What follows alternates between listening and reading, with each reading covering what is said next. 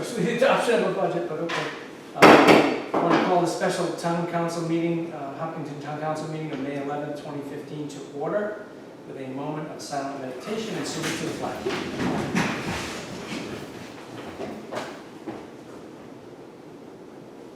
I pledge allegiance to the flag of the United States of America and to the republic for which it stands, one nation, under God, indivisible, with liberty and justice for all.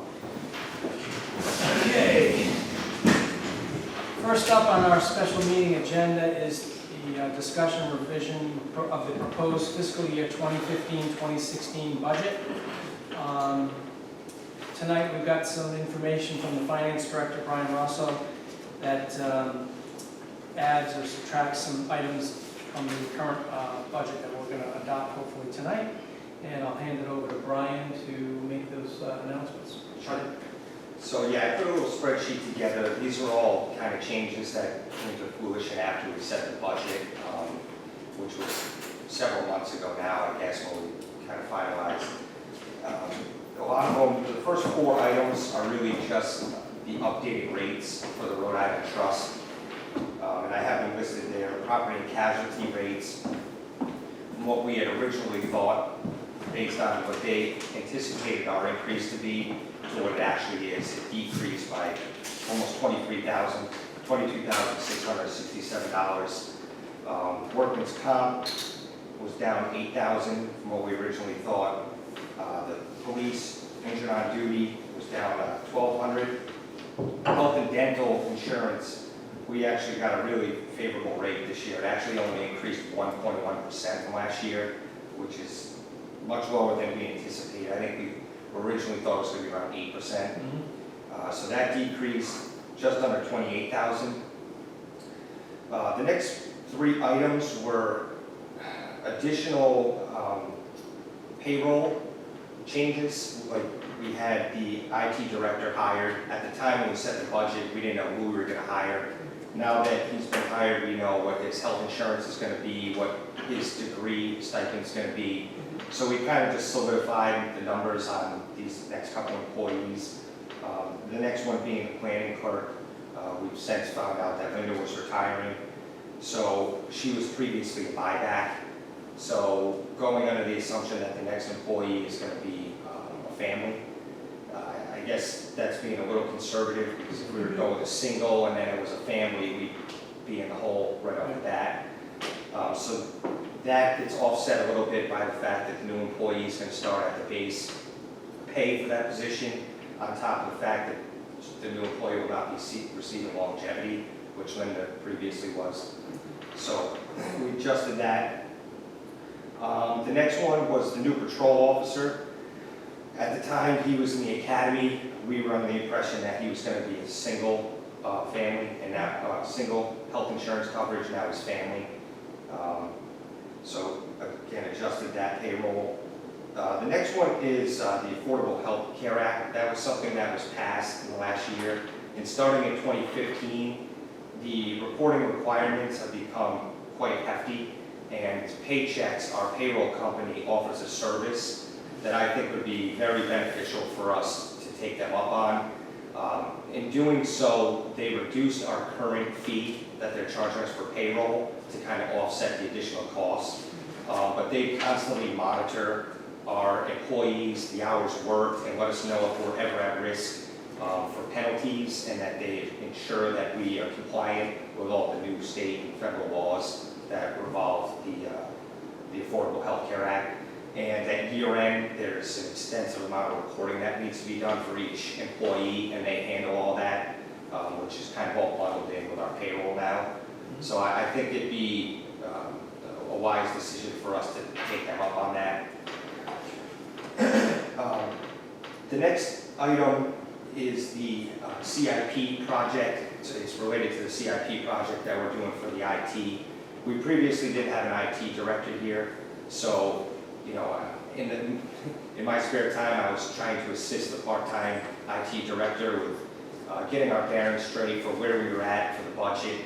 And now that we have a full-time employee, he's been able to go in and do a townwide inventory, to determine what we need as far as hardware, software, and I wanted him to really just put together a list that was kind of urgent of things that we think we're going to need in the next fiscal year, that we basically didn't have the time to do that analysis before we set the budget. So he's gotten me that list. Also in that number, we finalized the quotes for the all-in-one printers. So we have these big copier scanner printer units that we're currently have quotes from Xerox and Canon. And those quotes came in a little bit higher than anticipated, but the flip side of that is going forward, we're going to save a tremendous amount on toner. I'm estimating around $3,600 a year in toner savings. So it's going to be a little upfront cost, but we're going to have better technology for every department. They're going to have the ability to scan, print 11 by 17, yada yada, all the best technology. And on top of that, I think we're going to be using much more efficient machines, so our toner costs will go down. The next item was an employee was a 1 year into, it was a patrolman, he was 1 year in. It's only an adjustment of $675, but I had picked up on the fact that his pay rate changed 3 months before the fiscal year ended, and I kind of had him at his base rate for the entire year. So I just fine-tuned that, just to, be fair to the police department. And then the next one was just a minor formula issue in the budget spreadsheet that was in there from the previous year that I found. It was not, the employees that had buybacks, it wasn't calculating that income in the FICA calculation. So I since changed that, and that changed about $95. So total, we see a savings of just under $22,000 in the annual budget. So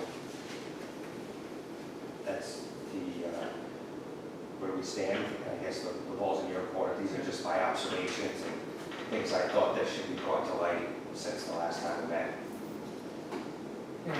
Tom, go ahead first. Brian, is the Affordable Care Act the same thing as Obamacare? No.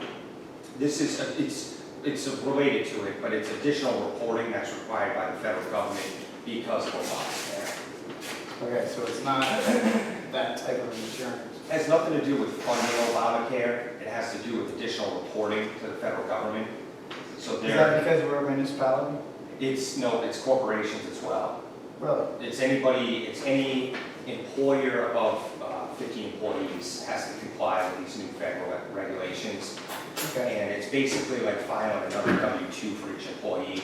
It's actually a 1094C form, but it's pretty extensive. I looked at it because I kind of wanted to take on the responsibility and do it, and I think it would be a little overwhelming to do for the finance department, and I think for what they're charging, it's pretty fair. Okay, thank you. You all set now? Yeah, that was it. The only question I have on the IT infrastructure, I know we're getting new copier scanners and printers, and certainly I know we need that, but we're not getting the yacht version, we're getting the best version that we need without being too over the top. Absolutely, absolutely. Yeah, because we really are still a small municipality. Yeah, we're not getting the Cadillac by any means. I Yeah. just wanted to make sure that that would be the case. And I do think that the hiring the people to do the reporting makes very good sense. At least for the year or two, you can always change your mind later and decide you want to do it, but I think that can get quite complex, and especially as healthcare is so important to most of the families, anywhere in town. I think that it's important to do that correctly.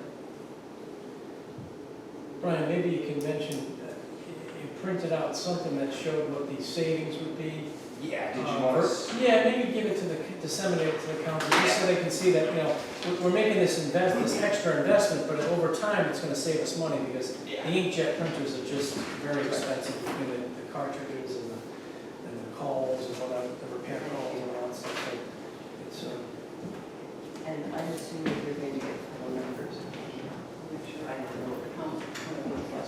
yeah. Okay.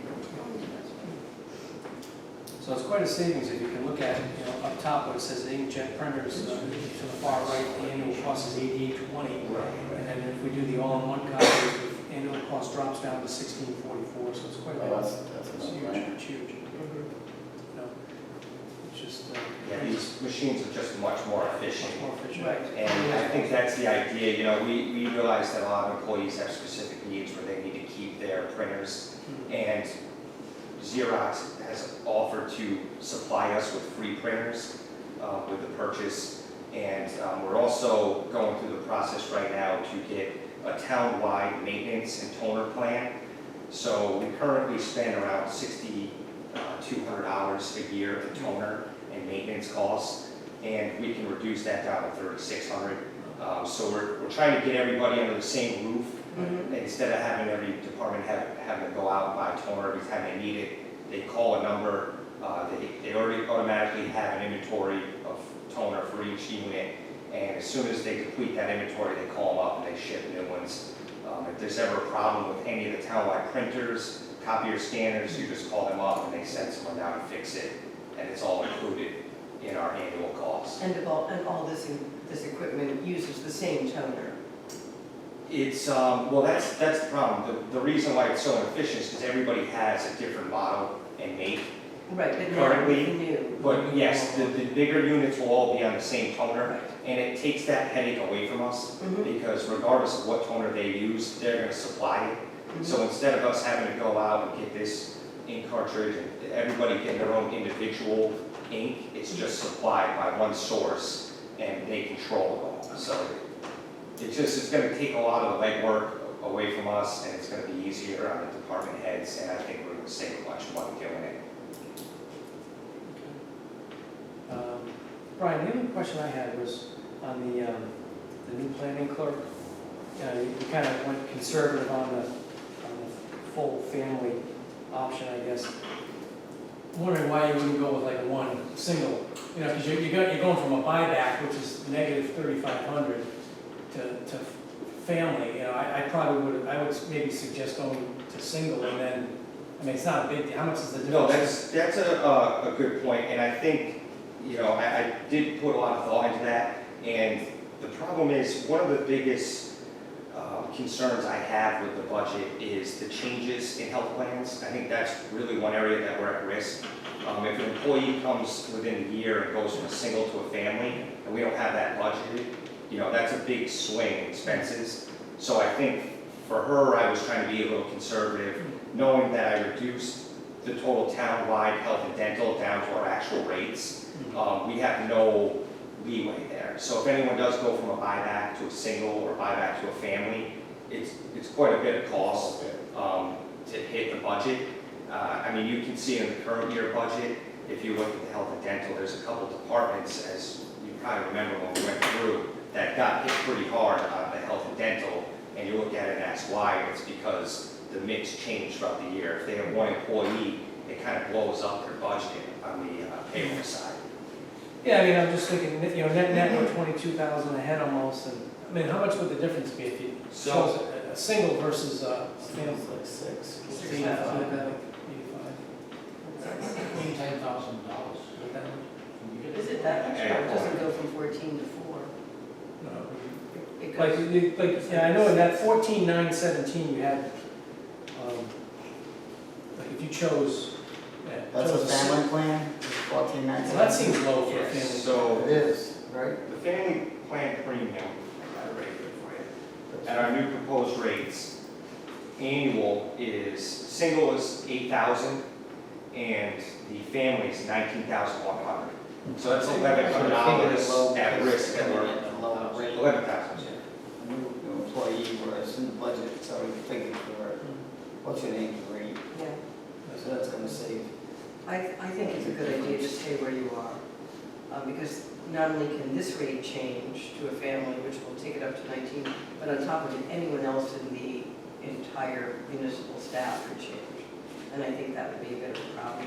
I would rather not go over there. And I think we have decreased the budget by $21,981 with the work you've done. And I think that's excellent. I'm really interested in the final number and the final mill rate too. Well, that is- So that was the one question I had for the council was, you know, how do you want to use the savings? Do you want to continue to lower the mill rate, or do you want to use less of the fund balance?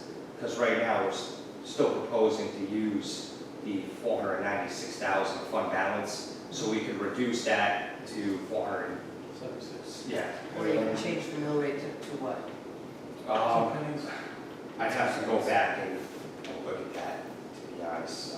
Or we could put that money towards the CIP, new ones we got going this year. Well, I think Brian's already accounted for that.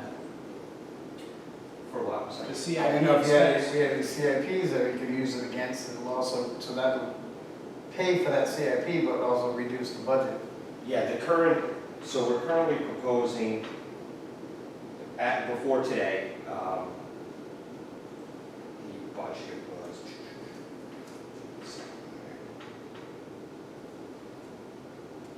we're using $562,669 to fund CIP projects, because we moved some from future Yeah. years into this What budget is, year. is there anything that's still unfunded on the CIP?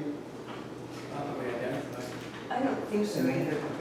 And it would also be really good to put it into our surplus, because next year is going to be a hard year for the school.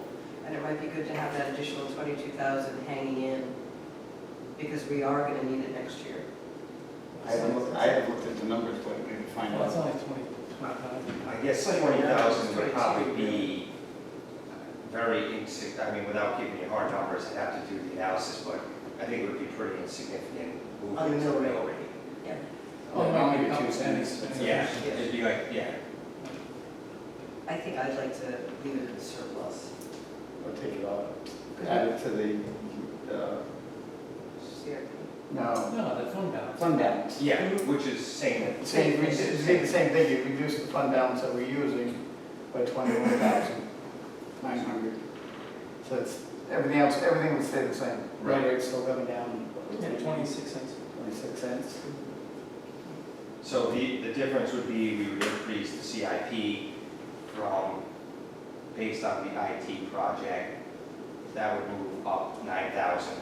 Mhm. And the amount that fund balance would go from $496,678 to, just to be precise, it'd go down to $474,697. So we just take that 20,000 off the amount of fund balance we're Right. using to supplement the budget. I agree with that. Yeah, I guess it doesn't make a huge difference on the mill rate. We've already done enough on that, I think. I mean, like I said, It may be that little bit that just helps us Next next year. year. Yeah. yeah, I don't know, that's really gonna. I, Put us over the edge, you know, it's, like I but said, it's the only 20,000 we thing, don't have to make up. the only thing I said, going, that thing just, the new planning clerk thing, going from 0 to 3, you know, it's like. When you also do a lower salary rate, you're also looking for a younger person. And a younger person will need health care. And usually that's family because they're younger. Linda was older and didn't need it, but you're going to find you've got the lowest amount on the salary, which means you're going to get someone younger. Invariably, they usually need health care. So Brian, basically, that's the way you come up with that number, is you figured the new hire is at a lower salary rate, but the budget's based on Linda's. Buyback It at was. 35. It was based on Linda's current salary, the longevity plus her buyback. So I changed those three variables. I put the new employee rate, took out longevity, and increased it from a buyback to To a family. And that's how you got this 14. Yeah, because at this point, we haven't even started the hiring. We have no idea what they're going to be, so. So that sure must be a wash. Effectively. If it's a family, if it's a single, then. If it's a family, yeah. You also might end up hiring someone whose salary would be higher because they may have degrees. Master's degree or something. Master's degree for something in planning, and then it'll go up anyway. Yeah, you can't figure that out. Until it happens. You can't be prepared for everything.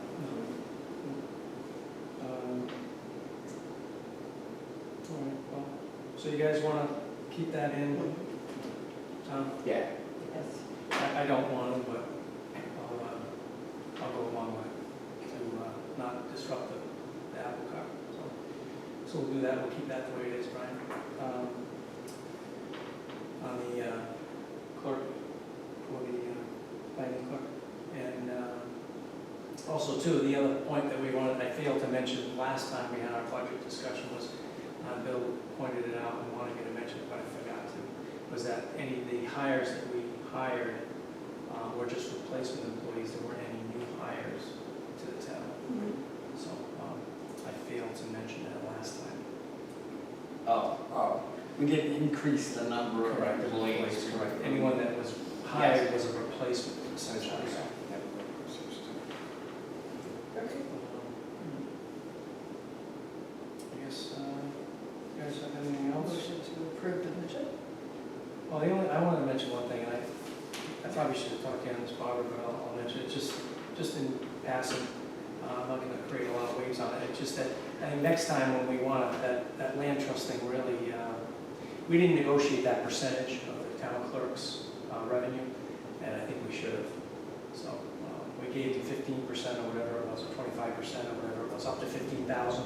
Yes. Right off the bat, we didn't say, oh, let's try and give them 10% and see how it goes and try it next year. So I just was disappointed in that.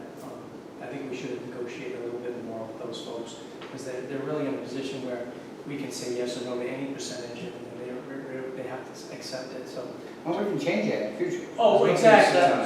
You're correct. See, So let's see how it rolls. Oh yeah. I'm just saying from the get go, I would have liked to negotiate a little bit, and not just give them what they wanted. Well, they want it all. Well, they got it all. No, they wanted all the taxes. Well, they couldn't have got it all. No, That's what they want. Yeah. Well, I don't call that they compromise. received that in the past. They're Yes. So, yeah, that's in the past. yes. So And that was 20 before they had bond. That's before they had bonding, right? They had bonding, they have a lot of money in the bank. Yeah, but it's to buy property, and it'll be very good to see that they use the property. And we can, it's the 20 or 25% up to 15,000. So let's see how they use it and see how it's going to help the town. Yeah. We can take a look at it next year. Because also, Frank, one of the things that that was required with that is a exact dollar amount of where that went. Oh, right, no, So right. we can No, look right, at that and say, hey, look, we didn't really like this. Right, and I think, So it's still left a lot of it in our hands for future. and I think I'm the one that executed the agreement, if I'm not mistaken, right, Bill? So us, we, town manager, council, have control over that. So if it's not up to them to execute a new agreement going forward. It'll be the council, so that's important too. It's just something that I always like to negotiate. I think we had certainly room to negotiate, and we didn't, and I think we missed a vote on that, but that's just my thoughts. No big deal. All right, anything else, folks? Barbara? Okay. Motion to approve fiscal year 15-16 budget as determined. With the changes. Second. Motion made and seconded. All those, any further discussion, please? Having heard none, all those in favor? Aye. Thank you. Was with the David second. Yeah. No. And we have no warrant items, so. Yeah.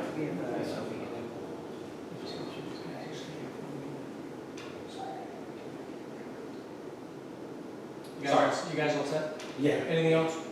Okay. Lisa, anything from you? No, Motion to adjourn? Second. Okay, motion. All those in favor? Aye. Aye. Thank you.